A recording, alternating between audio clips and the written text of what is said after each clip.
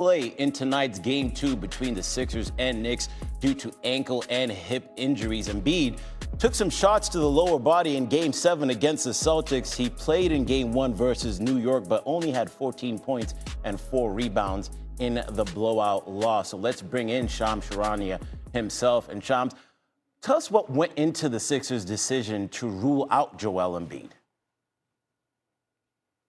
I'm told the 76ers made the decision this afternoon to rule Joel Embiid out for tonight's Game 2 after he woke up with soreness in that hip and ankle area. And then all morning, as well as last night, Embiid tried around-the-clock treatment. He was unable to participate in shoot-around this morning, and he spent the entire morning, I'm told, on the training table trying to see if he can get enough treatment to loosen up that hip and get that ankle right, but he was not able to do so, and the team made the decision. So now Tyrese Maxey, Paul George, VJ Edgecombe will take on the Knicks tonight. No Joel Embiid. He was the savior in Game 7 to lift his team to the second round, but he is out tonight. His status uncertain moving forward. Yeah, that is huge news, Shams. Shams, thank you for joining us. And the 76ers have been unsurprisingly less effective on both ends without their star center this postseason. Philly is averaging fewer points in the paint and recording fewer assists without Embiid manning the middle, while its defense has struggled without the 3-time all-defensive team member. The Sixers are 3-2 with Embiid, 1-2 without him. All right, let's talk about these big developments with the Hall of Famer, Michael Wilbon, our Chiney Ogwumike. And Chiney, let me start with you. How exactly will Embiid's absence, you think, be felt in Game 2? This is a huge blow for the Philadelphia 76ers because Joel Embiid is the one that really you have to key in on for them to have their success, because when he plays well, there's nothing you can do about it. Now, without him, we've seen circumstances where VJ Edgecombe and Tyrese Maxey have knocked down multiple threes, but it is a very tight rope for them to be competitive, especially against a New York Knicks squad that is playing their best version of basketball.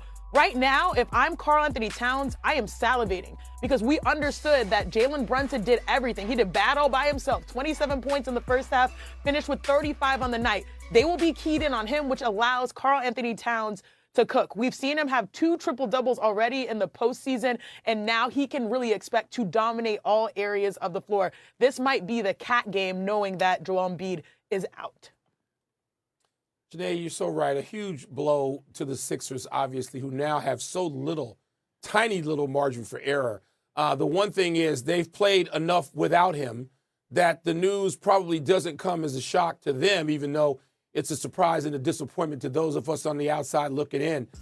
We would presume that Drummond, who averages 8 rebounds a game, will be in there for most of those minutes, played 63 games this season. But without Joel Embiid, and one of the things I was looking forward to seeing was what kind of pressure a healthy Embiid and a Maxey could put on the Knicks defense, which they did not do any of that in Game 1, and they probably couldn't. If we think Joel Embiid is, suffering right now and has to be ruled out for the night, he was out there trying to play on this in Game 1, and it just wasn't going to work at all. So now the Sixers have to try to figure out what they're going to do without it.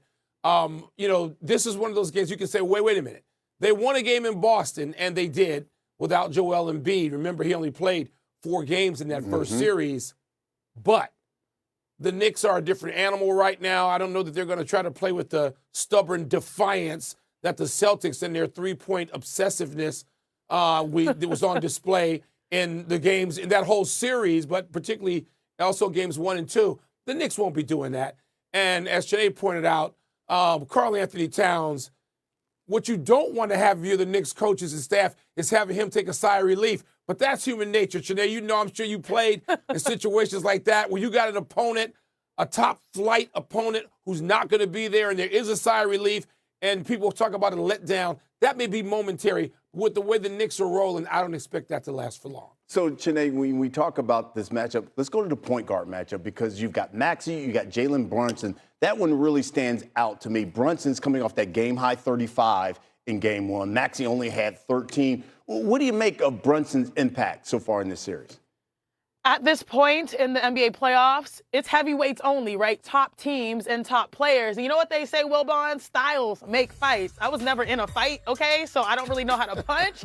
But the style here amongst the point guards will dictate things. Jalen Brunson won game one because he forced Maxey to play his style. Physical, off the dribble. He scored his second most points in an NBA game with pull-ups. He was 6 for 7 on pull-up shots. You see that right there, countless. Even, when the ball goes in like that, you're living on the right side of it. But Tyrese Maxey, his style, he can also force Brunson to play that. Speed kills. He could play fast. He could play aggressive. He is the fastest player on the floor. So if he forces the defenders for the Knicks to play to his style, he's at an advantage itself. So, yeah, the styles, they're going to the Knicks might try to do a little knockout punch, Wilbon. But right now, the Sixers, they still have a great option under their sleeve with their point guard.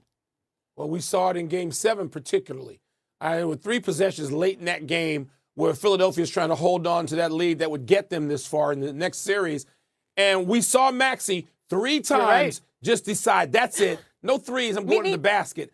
Layup, and then 2 free throws. So those 3 possessions were critical to win that Game 7 in Boston. We're going to have to see a whole lot of that from Maxey and Edgecombe. Today, you know that, of course, there were games this year that, reason that Edgecombe finished, I think, 3rd in Rookie of the Year voting. He is able to put on a burner himself. And now they're going to have to rely on that and see what kind of pressure they can put on the Knicks. They were going to need those 2 guys, though, even with Embiid to get Game 2 tonight. Now they're going to need them and Paul George. We're going to have to see. And look, there have been some hints that Paul George is really capable of that. We've seen the 3-ball falling for him. And so they're going to need all 3 of those guys tonight in A-plus form to even this series without their big man. Really good points there, guys. Sit tight. We're going to hear your perspective on another series. Scooby? All right, Brian, from the east to the west, Game 2 of Timberwolves Spurs is tonight at 9:30 Eastern on ESPN. Anthony Edwards returned from a knee injury earlier than anticipated and gave the Wolves a lift in Game 1. Edwards scored 18 points in 25 minutes off the bench. As Minnesota stole a game in San Antonio by 2 points, the Wolves pulled off the win despite trailing entering the fourth. It's the Wolves' 6th playoff win over the last 3 seasons when trailing entering the final period, tied with the Thunder for the 2nd most in the NBA. The Wolves are 3-1 against the Spurs this season, one of 3 teams with a winning record against them, along with the Cavaliers and Nuggets. That includes outscoring the Spurs by an average of 11.5 points in the fourth. Chiney, I'm going to come to you first. Wemby made a huge impact on the defensive end by throwing a block party and inviting the entire Wolves organization with the playoff record 12 blocks. But offensively, he kept it chill, and it wasn't by choice, just 11 points. What do you make of Wemby's impact there? Victor Wembanyama is the most intriguing, upside, talented, out-of-this-world player. But anytime he shoots threes, his opposing coach, this being Chris Finch, breathes a sigh of relief because at least he's not going downhill. He was 0 for 8 from 3, and anytime he is missing from 3, that is a gift from the gods because that means you're not having to deal with what he can do around the basket. And so I know this is a guy that understands he has one of the highest basketball IQs. I don't think he's going to settle or just shoot threes in Game 2. But that is an adjustment, knowing that when the shot is not falling, how do I make an impact where people cannot guard me? There was one play, and I'm sure Wilbon saw this, one play where they did an inverted drag screen in transition. That meant the guard screened for Wemby, and Wemby got the ball, took one dribble and one stride, and had a dunk. That is unguardable. And so seeing more of those plays will protect you so that you can play inside and out and use your 3 as just the icing on the cake, Wilbon. Yeah, the 0 for 8 is like, oh, no. And there's some nights where he could take 8 threes, and he builds toward it because he's hit 3 of the first 5 or something, and he gets to 8. That's not going to work in Game 2 as well. First of all, I can't believe he would take that approach. I'm sure they've talked about it obsessively, Chiney, for the last 48 hours. But Wemby and De'Aaron Fox are going to have to hit some outside shots, some threes, Fox particularly from 3. But Wembanyama, if he can have that, I'm not going to say the same impact defensively. And the other thing is the Wolves are, unafraid. I mean, they are bold. They are continuing to go in there despite those shots being blocked.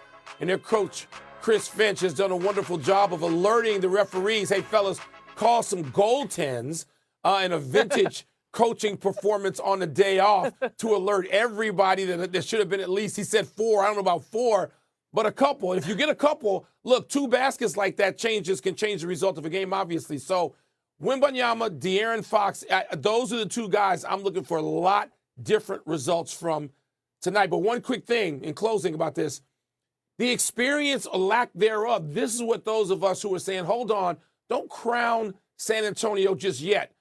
Championships are going to come anyway. Don't crown them just yet. You look at the other side, and you got Rudy Gobert with like 93 playoff games under his belt, all right? And you got a certain 39-year-old point guard from Minnesota who's got, I think, 115 or 113 games under his belt, and Mike Conley Jr., playoff games I'm talking about. The Spurs can't match that. So that experience certainly helped in a thin margin in game 1. We'll see what San Antonio can do about it in game 2. All right, so Chiney and Michael will be back shortly to talk about tonight's action. So, America, stay tuned. Thank you, guys.